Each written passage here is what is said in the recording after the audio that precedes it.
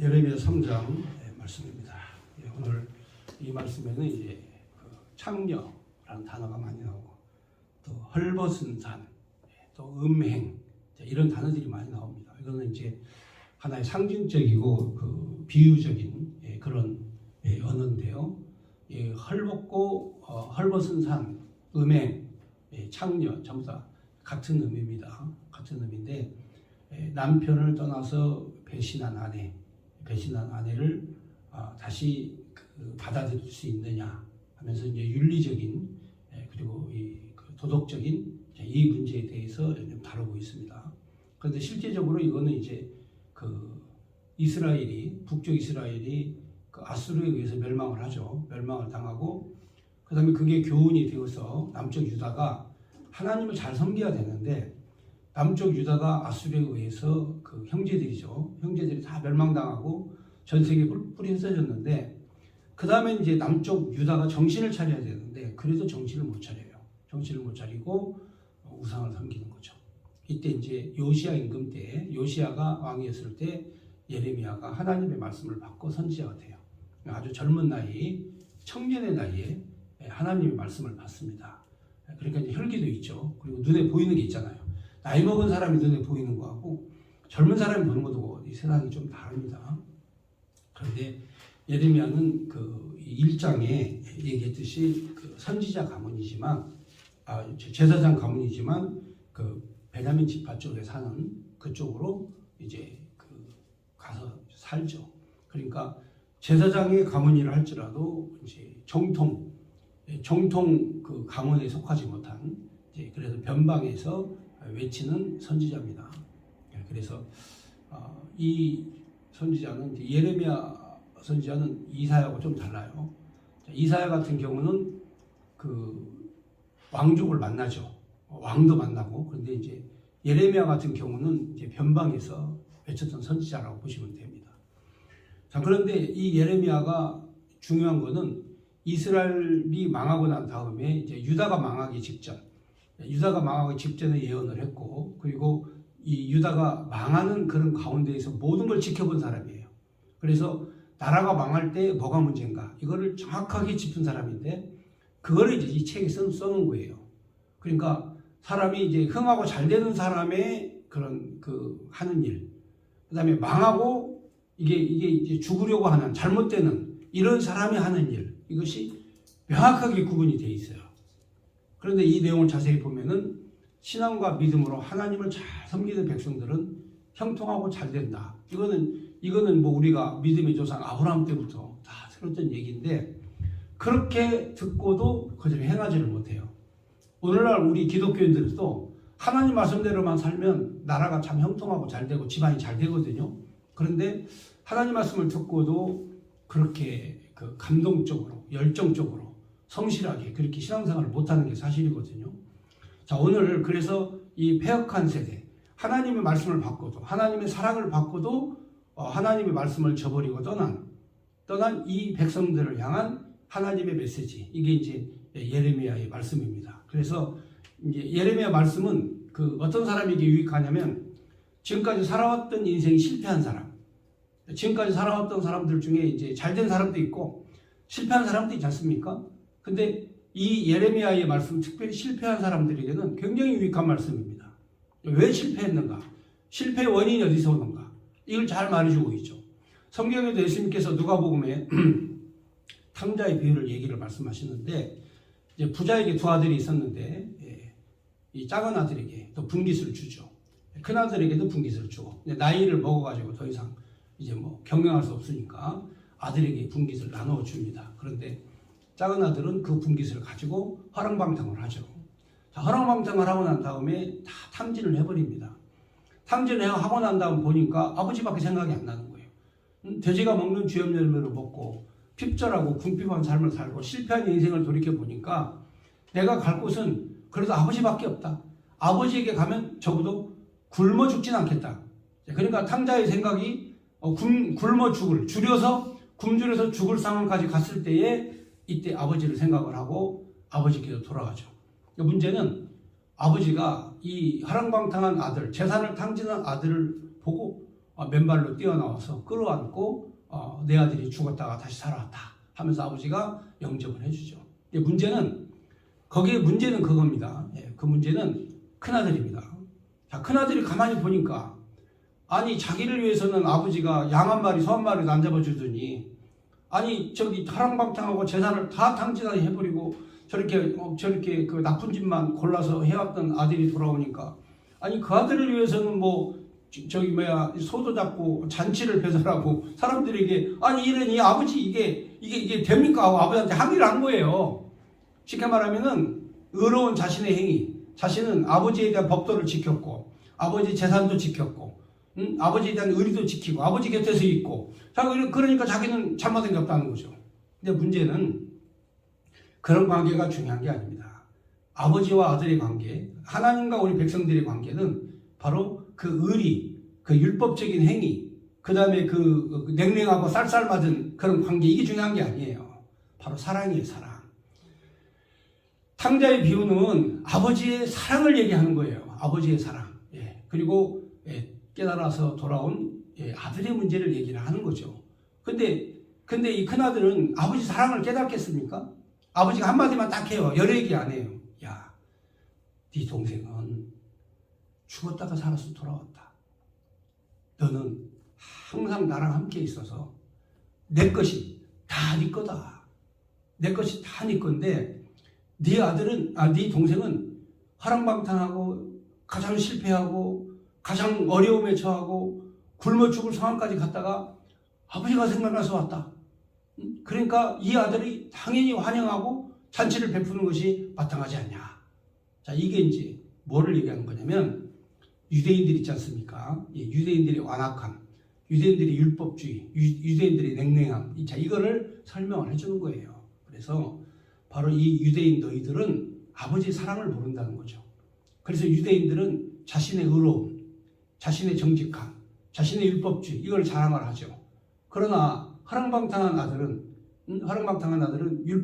율법도 안 지키고 그 다음에 정직하지도 않고 화랑방탕해서 다 재산 탕진하고 그랬다 할지라도 아버지에게 돌아왔을 때 아버지가 환영한다. 장차 너희 쌀쌀맞은 유대인 너희들보다 회개하고 돌아온 네 동생이 진짜 내 아들이다 라고 하는 내용을 지금 현재 비유로 말씀해 주시는 거예요. 그러니까 예수님의 말씀을 영접하지 않는, 예수님 말씀을 외쳐도 영접하지 않는 유대인들, 서기관들, 바리새인들, 제사장들, 이 사람들을 향해서 돌아온 탕자의 비유를 통해 회개하고 돌아온 이방인, 회개하고 돌아온 죄인, 회개하고 돌아온 그런 그 하류 계층에, 쉽게 말하면 서민 계층, 이 계층의 사람들이 그리스도 예수의 말씀을 영접하고 주께로 돌아왔을 때 아버지께서는 잔치를 배설해 주실 것이다. 그러나 바로 큰아들, 정직하고 율법을 잘 지키고 아버지 재산을 지키고 냉정한 그들을 향해서는 야, 너에게는 그런 감동이 없어. 그러니까 쉽게 말하면은 이 복음이라고 하는 거는 잘 먹고 잘 살고 성공하고 훌륭한 사람에게 필요한 게 아니에요. 바로 우리와 같이 실패하고 힘들고 어려운 사람들에게 말씀과 복음이 필요한 거 아니겠습니까? 오늘 예레미야서의 내용이 바로 그겁니다. 실패한 백성들을 향해서 하나님의 말씀이 바로 탕자처럼 회개하고 아버지께로 돌아오면 된다. 아버지께로 돌아오면 우리가 성공할 수 있다. 우리가 잘 될 수 있다. 이 메시지를 담은 거죠. 그래서 이 많은 사람들이 이제 이 예레미야 선지자를 잘 압니다. 이 구약 시대에 예레미야 선지자를 잘 아는데 예수님이 오셔서 말씀을 전하시고 가르치니까 사람들이 예레미야가 살아서 돌아왔다. 이렇게 말하는 사람도 있었다고 그래요. 자, 그러면 예레미야가 얼만큼 가난한 자들과 없는 자들과 변방에 있는 자들을 향해서 하나님의 말씀을 외쳤는가? 이 말씀은 바로 이 말씀의 무게는 어디에 있냐면 회개하고 돌아와라는 얘기의 메시지예요. 회개하고 돌아와라. 그 다음에 두 번째, 너희들의 모습이 어떤 모습인가를 알아라. 너희들의 모습은 벌거벗은 산이다. 너희들의 모습은 창녀다. 너희들은 음행한 자들이다 하면서 너희들의 모습을 알아라. 하나님의 진노와 심판이 임박했지만 너희가 회개하고 돌아오면 하나님께서 너희를 붙잡아 살려주실 것이다. 예수님이 탕자 얘기한 거하고 똑같은 내용이에요. 따져놓고 보면. 문제는 탕자처럼 깨달으면 다행이야. 지금이라도 그래요. 지금이라도 여러분들이 깨달으면 다행이라니까. 내 형편과 내 상황과 내 처지를 보고 지금 깨달으면 된다. 근데 하나님께서 바로 사랑하실 때, 하나님이 자기 백성을 사랑하실 때에는 신실한 목자를 보내셔. 신실한 목자를 보내셔서 잘 가르쳐줘. 바로 하나님이 자기 백성을 사랑하실 때에는 신실한 목자를 보내서 신실한 교사, 신실한 목사, 신실한 선지자를 보내서 잘 깨우치고 깨닫고 가르치게 해주셔요. 그래서 그 중에서 말씀을 깨닫고 배우는 자들이 있어요. 그래서 이 복음이 지금까지 영원토록 지금까지 이 말씀이 쓰여진 지가 벌써 2600년이 됐는데도 오늘 우리가 2600년 전에 예레미야가 쓴 글을 우리가 지금도 읽고 있어요. 이게 놀라운 거 아니겠습니까? 2600년 전에 쓴 글을 우리가 지금 여기서 읽고 공부를 하고 있어요. 이게 우리가 현재 잘하고 있다는 증거예요. 하나님 말씀을 연구하고 공부하고 있다. 이게 지금 우리가 우리 삶 속에서 우리 인생 중에서 제일 잘하는 것이 하나님 말씀 공부하고 연구하는 거예요. 이게 제일 잘하는 거예요. 그래서 오늘 예레미야 3장의 말씀, 이제 방금 비유의 말씀이 있어요. 이 비유의 말씀은 아까 제가 설명해드렸지만 벌거벗은 산, 창녀, 음행, 이거는 전부 다 하나님을 떠나고 배역하고 우상을 섬긴, 음행을 했다. 여기 음행이라는 단어가 나오면 우상 섬겼다는 뜻이에요. 하나님에게 마음이 가야 되는데 마음이 하나님께 가지 않고 이방 우상에게 갔다. 그러니까 하나님 입장에서 봤을 때는 저 음란죄, 음행을 저지른 것이다 이거예요. 그러니까 여기서 음행을 저질렀다는 얘기는 남녀 간의 관계에 부정한 짓을 했다는 얘기가 아니고 바로 마음으로 하나님 앞에 죄를 짓는 거죠. 마음이 하나님께서 떠난 죄. 이게 더 무서운 죄다. 자, 그러면 3장 1절 보겠습니다. 그들이 말하기를 가령 사람이 그의 아내를 버림으로 그가 그에게서 떠나서 타인의 아내가 된다 하자. 남편이 그를 다시 받겠느냐? 그러면 그 땅이 크게 더러워지지 아니하겠느냐 하느니라. 내가 많은 무리와 행음하고서도 내게로 돌아오려느냐? 여호와의 말씀이니라. 하나님께서 이제 경고를 하는 거죠. 1절은 경고예요. 마음을 떠나서 남편이 있는데 남편이 떠나서 또 다른 남자하고 갔다가 또 다시 돌아오고 이게 가당치 않은 일이다. 그러면서 여기 보면은 많은 무리와 함께 행음을 했다. 이 행음을 했다는 얘기는 이게 이제 그 여러 남자와 함께 잠을 잤다는 얘기도 되지만 실제적으로는 이 말씀은 그 우상을 섬겼다. 아세라도 신도 섬기고 바알도 섬기고 몰렉도 섬기고 수많은 신들을 너희들이 섬겼다 하는 내용입니다. 2절에 보면 내가 눈을 들어 헐벗은 산을 보라. 내가 행음하지 아니한 곳이 어디 있느냐. 내가 길가에 앉은 사람들이 기다린 것이 광야에 있는 아라바 사람 같아서 음란과 행악으로 이 땅을 더럽혀두다. 자, 여기 나온 게 다 음란, 행음 다 이게 비유적인 거죠. 아라바 사막의 산에 가보면 다 산이 헐벗어 있죠. 다 헐벗어 있어요. 산이 헐벗었다는 얘기는 무슨 얘기냐면 이미 그 유다 땅에는 별로 나무가 없어요. 우리나라처럼 숲이 우거진 것도 아닌데 가끔 하나씩 이렇게 나무가 있거든요. 가끔 하나씩 나무들이 나서 거기에 이제 그늘도 되고 양도 쉬고 사람도 쉬고. 자, 그런데 이 음행을 하려면 제사를 지내려면 장작이 필요해요. 장작이 필요합니다. 그러니까 수많은 장작을 패야 돼. 나무를 패야 돼. 그러니까 산에 있는 나무가 남아나지를 못하는 거야. 남아나지를 못해요. 예루살렘에서 한 군데서 예배를 드리면 대표로 한 군데서 예배를 드리면 예루살렘에서 다 가져와가지고 예루살렘에서 제사장이 거기서 대표로 양을 드리고 하나님 앞에 제사를 드리고 그래서 하나님 섬기는 법을 다 가르쳐 줬거든요. 성전 제사를 드리라고. 그런데 이것들이 지 마음대로 지들 생각대로 산당을 쌓고 제단을 만들고 거기서 나무를 패고 거기서 제사를 지내고 거기서 폼 잡고 하나님 앞에 하나님 섬기 이게 음행한 거라 이거죠. 그러니까 나무가 남아날 길이 없어요. 그러니까 다 헐벗은 나무 같은 이게 헐벗었다는 얘기는 음행했다는 얘기예요. 하나님 앞에 범죄하고 하나님 앞에 범죄하고 이 죄를 짓는 이런 짓을 한 거죠. 그러니까 이런 음행이 이런 행음이야말로 그야말로 이게 헐벗은 그런 산이다. 이 음행했다. 이런 도전적인 이런 말씀을 한 거죠. 자, 3절 보겠습니다. 3절에 보면 그러므로 단비가 그쳤고 늦은 비가 없어졌느니라. 그리할지라도 내가 창녀의 낯을 가졌으므로 수치를 알지 못하느니라. 그래서 이 내용이 그렇습니다. 앞에 그 이혼하고 그리고 남편을 떠났던 사람이 돌아오고 그 다음에 음행을 하고 그리고 거기 음란하고 행악하고 자 이런 행위를 하게 되면 결론은 하나님께서 내리시는 단비, 빈들이 마른 풀에 내리는 그 단비, 그 다음에 늦은 비와 이른 비. 이 단비가 이른 비고 이제 늦은 비가 날이죠. 추수할 때쯤에서 비가 또 내립니다. 자 그런데 단비도 그치고 늦은 비도 없어졌다. 이건 뭐냐면 하나님이 궁핍하고 힘들고 어렵게 만들겠다는 뜻이에요. 그러니까 내가 힘들고 어려워졌다. 내가 정말 내 삶이 궁핍하다. 이거는 문제가 있어요. 누구한테 문제예요? 나한테 문제예요. 다른 사람 문제가 아니에요. 나한테 문제. 왜냐하면 탕자가 그렇지 않습니까? 탕자가 아버지 재산을 다 물려받아요. 자기의 분깃을 받아. 그렇지만 화랑방탕을 하기 때문에 자기 재산이 다 없어지고 자기 것이 다 사라졌어요. 자 그렇다면 궁핍하고 핍절한 상황이 됐다. 원인이 누구예요? 원인 내 행위로 말미암아서 그 원인이 온 거예요.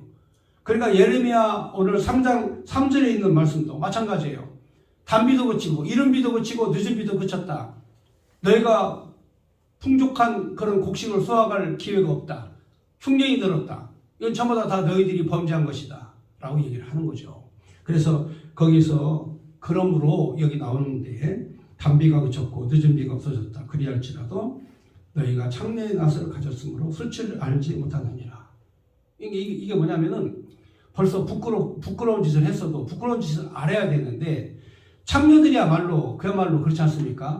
이 남자 저 남자 뭐 이렇게 계속 만나서 하니까 이 남자하고 잠을 자도 부끄러운 줄 모르고 저 남자하고 잠을 자도 부끄러운 줄 모르고 이게 바로 창녀의 특징적인 거 아니겠어요? 그렇잖아요? 그러니까 창녀라 하면 부끄러움을 모르는 거예요. 그러니까 이스라엘 백성과 유다 자손들이 창녀가 됐다는 얘기예요. 하나님 앞에 범죄하고 하나님 앞에 음행하고 그리고 헐벗은 산이 되도록 장작을 펴가지고 우상을 섬기면서 거기에서 하나님을 배신한 행위를 갖고 그런 범죄를 했다 할지라도 그들은 그 얼굴에 부끄러움을 모르고 살아간다는 거죠. 그러니까 실패하는 사람의 특징이 뭐냐면 자기가 아주 나쁜 짓을 하는데도 그게 부끄러운 줄을 몰라. 그게 잘못했다고 생각을 하지 않아요.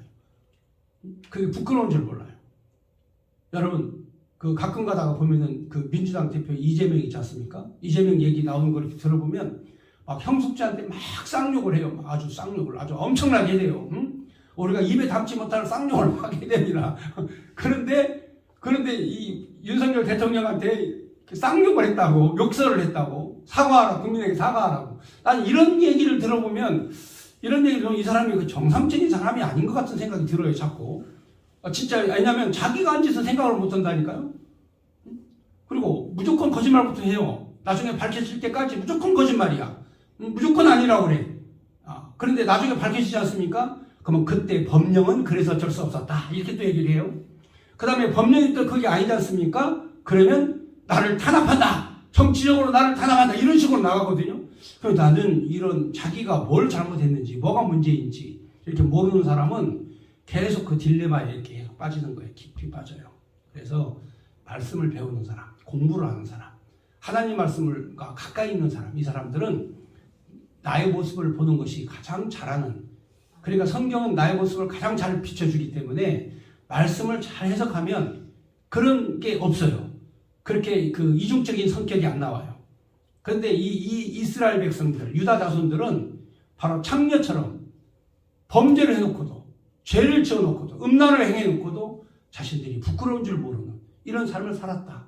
이게 예레미야의 통렬한 그런 징계의 말씀이다. 4절 보겠습니다. 내가 이제부터 내가 부르짖기를 나의 아버지여 아버지여 나의 청년 시절의 보호자시오니 노여움을 한없이 계속하시겠으며 끝까지 품으시겠나이까 하지 아니하겠느냐. 보라 내가 이같이 말하여도 악을 행하여 내 욕심을 이루었느니라 하시니라. 자 여기 보면 청년 때 청년 때 여기 잘 보시면 아닙니다. 청년 때 여기 청년 시절의 보호자시다. 나이 아버지는. 근데 이 노여움을 내가 나이를 먹은 이 순간까지도 한없이 계속 하시겠습니까? 끝까지 이런 노여움을 품으시겠습니까? 이같이 말하여도 악을 행하여 내 욕심을 이루었다 하시느니라. 그러니까 청년 시절부터 계속 이 악을 행하는 거예요. 그러면 이 어린 시절, 유아 시절은 어떤 시절이냐? 유아 시절은 바로 다윗 왕과 솔로몬의 시절. 다윗 왕과 솔로몬의 시절까지는 하나님을 잘 섬겼는데 청년 시절부터 나라가 망하는 그 순간까지는 이들이 범죄를 계속했다는 거죠. 그러면서 6절에 요시야 왕 때 여호와께서 또 내게 이르시되 너는 배역한 이스라엘이 행한 바를 보았느냐? 그가 모든 높은 산에 오르며 모든 푸른 나무 아래로 가서 거기서 행음하였도다. 그러니까 요시야 왕 때 북쪽 이스라엘이 완전히 망한 거를 요시야가 봤거든요.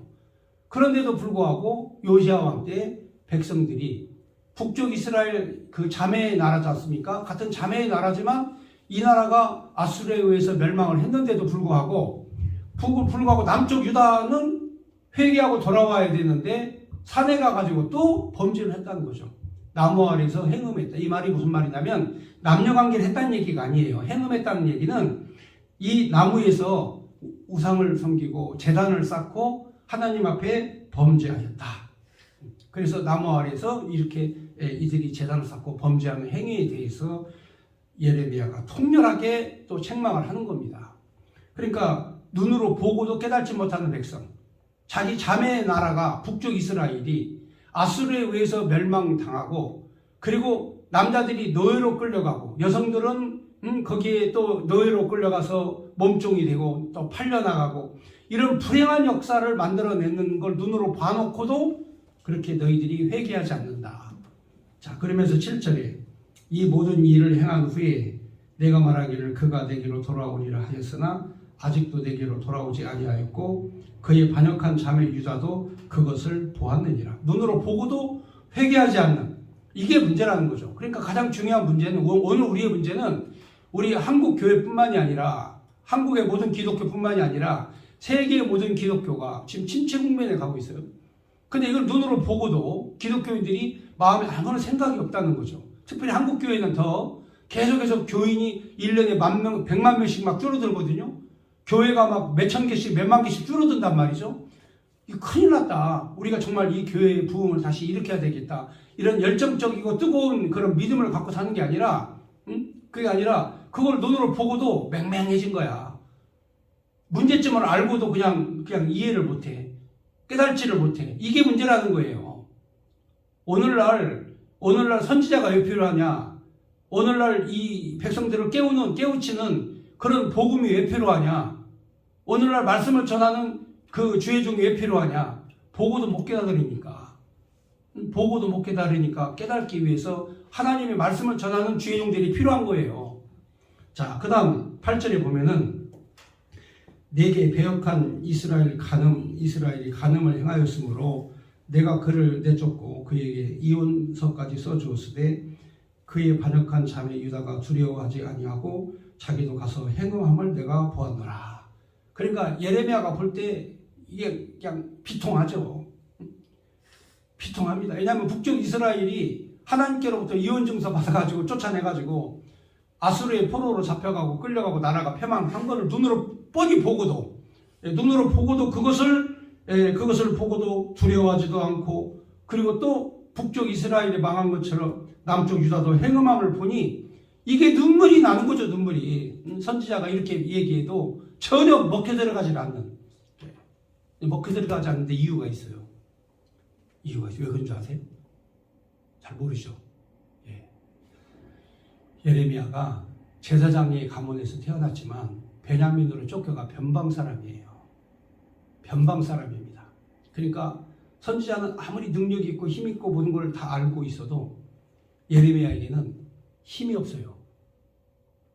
사람들이 변방의 선지자를 무시해버려. 예레미야가 이 복음을 선포해도 이들이 받아들이질 않아. 그러니까 변방의 선지자로서 사람들을 감동시키고 이해시키고 변화시키고 하려고 노력을 해도 이 신분 자체가 제사장의 가문에서 태어났지만 변방에 쫓겨나서 살던 이런 사람이기 때문에 예레미야 말을 신중하게 받아들이질 않는 거예요. 안 받아들여요. 신중하게 생각하질 않아요. 자, 그러니까 아무리 외쳐도 백성들이 듣질 않는 거야. 그러니까 백성들은 뭘부터 보냐면 이 권력이라는 거 있지 않습니까? 권력이라는 우상에 다 빠져가지고 권력이 없으면 아무리 똑바로 얘기해도 아무리 바른 얘기해도 사람들이 별 신경을 안 쓴다니까. 우리나라 옛날에 돌아가셨던 이제 조은기 목사님 같은 분이 한마디 하면은 교회 전체가 쫙 알아듣거든요. 무슨 말인가? 한마디만 해도. 그러니까 그 자리에 모여서 엄청나게 많은 사람들이 전 세계적으로 그 설교를 듣기 위해서 모여드는 거예요. 파워가 있으니까. 오늘 사랑제일교회 정광훈 목사님도 파워가 있으니까 어디를 가든지 한 말씀 하면 바로 사람들이 막 수만 명씩 몰려들고 말이죠. 웬만한 조그마한 동네 가도 막 몇천 명씩 모여들고 이게 왜 그러냐면 말씀에 파워가 있으니까 그게 가능한 거라니까요. 그런데 본류에서는 무시를 당하잖아. 정치계에서는 인정을 안 하거든요. 왜냐면은 저 사람을 키워주면 자기가 당하니까. 자기에게 통렬한 비판이 오니까. 그러니까 무시를 해버리는 거야. 예레미야가 바로 그 꼴이라니까요. 서민들에게, 힘없는 사람들에게는 인정을 받았는데, 근데 본류에 있는 사람들은 이 예레미야를 무시해버려요. 무슨 말을 하는지, 뭐 얘기를 하든지 듣지도 않고, 들을 생각도 않고. 그러니까 예레미야가 답답하니까, 눈물을 흘리면서 애곡하고 통곡하는 애가설을 지은 거야. 그래서 예레미야는 눈물의 선지자. 하도 사람들이 발길을 못 알아들어. 그러니까 그때는 울 수밖에 방법이 없어. 우는 거 외에는 방법이 없어요. 그래서 우는 거예요. 그러니까 여기에 이제 이들이 듣지 않는데 이유가 있어요. 9절 보면은 그가 돌과 나무와 더불어 행음을 가볍게 여기고 행음하여 이 땅을 더럽혔거늘 이 모든 일이 있어도 그의 반역한 자매 유다가 진심으로 내게 돌아오지 아니하고 거짓으로 할 뿐이라 여호와의 말씀이니라. 그러니까 회개하는 것도 진실로 안 하고 거짓으로 돌아오는 거죠. 그러니까 우리가 예배를 드려도 하나님을 찬양해도 진리의 말씀을 잘 깨닫지 못하고 가슴속에 이것을 내 마음속에 이걸 담지 못하면 형식적이고 가식적인 예배를 드리는 거예요. 거짓으로 예배를 드리는 거야. 저들이 돌아오긴 돌아왔는데 거짓이야. 거짓 행동으로 거짓으로 할 뿐이라 여호와의 말씀이니라. 이렇게 통렬하게 자기의 백성 유다를 향해서 외치죠. 자, 그 다음에 11절에 여호와께서 내게 이르시되 배역한 이스라엘은 반역한 유다보다 자신이 더 의로움이 나타났나니 너는 가서 북을 향하여 이 말을 선포하여 이르라. 여호와께서 이르시되 배역한 이스라엘아 돌아오라. 나의 노한 얼굴을 너희에게 향하지 아니하리라. 나는 긍휼이 있는 자라. 너를 한없이 품지 아니하시느니라. 여호와의 말씀이니라. 그러니까 북쪽 이스라엘은 내가 용서했다. 내게로 돌아오기만 해라. 북쪽 이스라엘 자손들. 그리고 13절에 너는 오직 내 죄를 자복하라. 이는 내 하나님 여호와를 배반하고 내 길로 달려 이방인에게로 나아가 모든 푸른 나무 아래에 가서 내 목소리를 듣지 아니하였음이라. 여호와의 말씀이니라. 푸른 나무 아래만 가면 우상 섬기고 이 우상의 번제의 잔을 쌓고 나무 장작을 펴가지고 거기다가 그 하나님을 그 무시하고 바알과 몰렉과 아세라에게 제사를 지내는 이 행위에 대해서 너희는 푸른 나무 아래만 가면 내 목소리를 듣지 않는다. 지금 우리 교회도 마찬가지죠. 교회도 솔직하게 이 성경 말씀 이 외에는 유일한 게 없거든요. 교회 안에. 이 교회를 지탱할 수 있는 건 이 말씀밖에 없어요. 성경 말씀. 근데 한 주일에 성경 한두 구절 읽고 얘기해서 성경 연구가 안 되면 전부 다 어디로 가냐면 푸른 나무 아래로 가는 거예요. 자기가 좋은 대로, 자기 좋을 대로, 자기가 행복한 대로, 자기가 즐거운 대로만 신앙생활 하는 거예요. 그러니까 진짜 진정한 신앙생활이라는 게 뭐냐? 자기를 드리는 헌신이거든요. 푸른 나무 아래로 가는 게 아니에요. 성전으로 가야 돼요. 자기를 드리는 헌신. 나 좋아라고, 나 편하라고 하는 게 아니잖아요. 그러니까 헌신적인 내용이 있을 때, 내가 희생하는 내용이 있을 때 그게 예배거든요. 자, 그 다음 14절에 여호와의 말씀이니라. 배역한 자식들아 돌아오라. 나는 너희 남편임이라. 내가 너희를 성읍에서 하나와 족속 중에서 둘을 택하여 너희를 시온에서 데려오겠고 내가 또 내 마음을 합한 목자들을 너희에게 주리니 그들이 지식과 명철로 너희를 양육하리라. 그러니까 하나님 마음에 합한 목자가 있으면 그 목자를 만나면 지식과 명철을 배워요. 이게 중요한 거예요. 그러니까 하나님 이 시대를 버리지를 않아. 이렇게 삭막한 시대를 할지라도 하나님께서는 반드시 바로 이 하나님이 마음에 합한 목자를 세우셔서 백성들로 하여금 이 말씀을 듣게 하시고 또 뿔뿔이 흩어졌던 백성들을 다시 하나님이 시온으로 모으셔요. 그러니까 이 시대가 삭막하고 이 시대가 패역하다 할지라도 하나님께서는 반드시 하나님 말씀을 통해서 명철과 지혜를 주실 목자들을 보내주신다. 그러니까 예레미야 시대에도 나라가 망하고 여러분 요시야부터 시작해서 아몬, 여호야김, 히스기야까지 바로 이렇게 5 왕을 섬기면서 예레미야가 봤을 때 이 나라가 패역하고 망한다 할지라도 하나님 마음에 합한 목자를 보내서 그들에게 명철과 지혜를 하나님이 가르쳐 주신다. 그러니까 이 시대에 말씀을 깨닫고 말씀을 배우는 게 가장 큰 복이다. 진짜 복은 내가 형통하고 잘되고 직장 취직 잘하고 그리고 좋은 위치에 있고 좋은 권위의 자리에 있고 그리고 좋은 어떤 위치에 있고 좋은 집에서 살고 그리고 판사, 검사, 의사와 같이 어떻게 크게 된 그런 인물은 아니라 할지라도 하나님 말씀을 받으면 명철과 지혜를 가진 이 여호와의 말씀을 받으면 그 사람이 가장 형통한 사람이라는 거죠. 그러니까 예레미야 자신이 변방에서 외치는 사람이었기 때문에 변방에서 가난한 자들과 힘없는 자들과 그들을 향해서 하나님 말씀을 외쳤던 사람이니까 그런 내용을 얘기할 수밖에 없어요.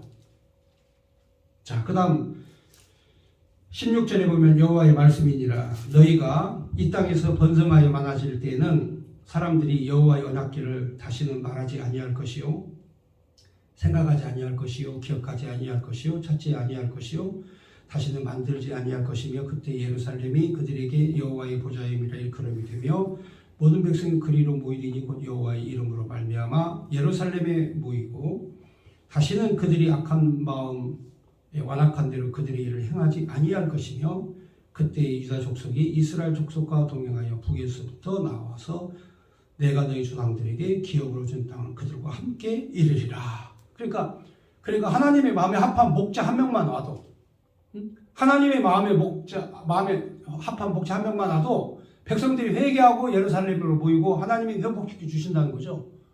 이게 이제 메시아 언약이에요, 사실은요. 하나님의 마음에 합한 목자를 내가 한 명 보내주면 그 사람들이 다 그를 따르게 될 것이다. 그리고 예루살렘을 다시 회복할 것이다.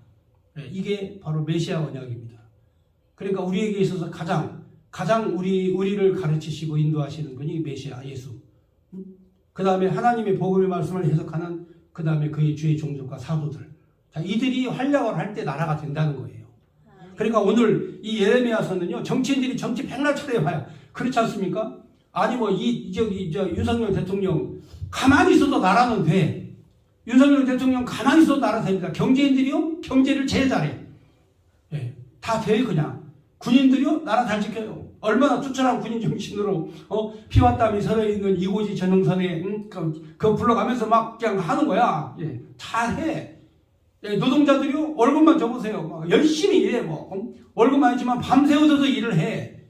대통령요, 할 일 없어요. 가만히 있어도 돼요.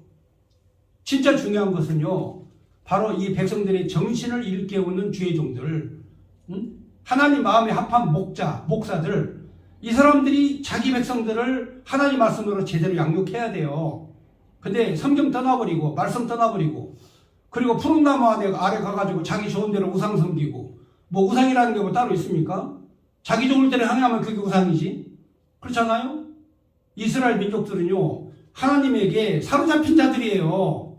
근데 하나님 앞에 사로잡힌 것을 떠나가지고 지들 멋대로 하면 그게 우상 섬기는 거라니까. 우리 믿는 성도들은 하나님에게 확 사로잡힌 사람들이에요. 하나님 앞에 사로잡힌 사람들인데 지 멋대로 가면 푸른 나무 아래 가가지고 우상 섬기는 거야. 그게 우상 섬기는 거지 뭡니까? 그래서 17절에 그때 예루살렘이 그들에게 여호와의 보좌임이라 일컬음이 되며 모든 백성 약 읽었죠. 자, 그 다음 19절로 가겠습니다. 19절에 내가 말하기를 내가 어떻게 하든지 너희 자녀들 중에 두며 허다한 나라들 중에 아름다운 기업인 이 귀한 땅을 내게 주리라 하였고 내가 다시 말하기를 너희가 나의 아버지라 하고 나를 떠나지 말 것이라 하였노라. 그런데 이스라엘 족속아 마치 아내가 그 남편을 속이고 떠남같이 너희가 확실히 나를 속였느니라. 여호와의 말씀이니라. 그러니까 아내가 남편을 속이고 딴 남자한테 간 것처럼 너희가 확실하게 나를 속였다. 그러면서 21절에 소리가 헐벗은 산 위에 들리니 곧 이스라엘 자손이 애곡하며 간구하는 것이라. 그들이 그들의 길을 굽게 하며 자기 길을 하나님 여호와를 잃어버렸으므로다. 배역한 자식들아 돌아오라. 내가 너희를 배역함을 고치리라 하시니라. 보소서 우리가 주께 왔사오니 주는 우리 하나님 여호와이시니이다. 작은 산들과 큰 산 위에 떠드는 것은 참으로 헛된 일이라. 이스라엘의 구원은 진실로 우리 하나님 여호와께 있나이다. 부끄러운 그것이 우리가 청년의 때로부터 우리 조상의 산업인 양떼들과 소떼와 아들들과 딸들을 삼켰사온 자.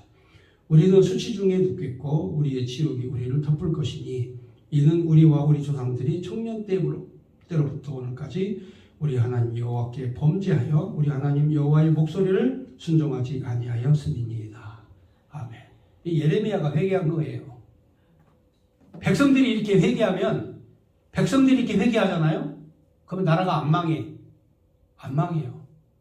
백성들이 이렇게 나와서 하나님 앞에 우리가 범죄하고 회개한다. 우리가 잘못된 하나님 우리 죄를 용서해 주시고 이렇게 하면 하나님께서 그들을 여러분 처음에 제가 말씀드렸지 않습니까? 돌아온 탕자의 얘기 제가 말씀드렸잖아요. 아무리 죄를 졌어도 아무리 자기가 아버지에게 범죄를 했어도 자기 마음대로 세상을 살면서 하랑방탕했다 할지라도 아버지께로 돌아오면 아버지가 잔치를 베풀어 주신다고 했지 않습니까? 그게 하나님의 사랑이고 약속이거든요. 그런데 이렇게 예레미야 선지자가 외쳐도 백성들은 듣지 않는 거야. 듣질 않아요. 그러니까 하나님께서 반드시 들을 게 있는 사람만 듣게 하셔. 이 대한민국에 이 많은 교회들이 있고 많은 목회자들이 있지만 깨닫게 하는 목회자만 깨닫게 해. 오늘 이 방송으로 이 줌으로 함께 예배를 드리는 모든 분들도 하나님 여호와가 선택한 사람, 택한 사람, 깨달는 사람만 깨닫게 하고 그렇지 않은 사람은 하나님께서 인정 안 해요. 그러니까 제일 먼저 하나님 앞에 인정을 받자. 하나님 앞에 인정받자. 이게 이 예레미야의 외침의 내용의 주제의 핵심입니다. 자, 하나님께서 반드시 어려울 때에는 선택한 목자를 보내시고 하나님의 신실한 주의 종을 보내셔서 명철과 지혜로 그들을 깨닫게 해주신다. 그리고 오늘 이 시대가 아무리 어두워도 아무리 말씀을 떠난 시대가 된다 할지라도 반드시 택한 하나님의 종들을 통해서 성도들의 마음을 깨우는 그 역사가 이루어진다. 네, 오늘 여기까지입니다. 감사합니다.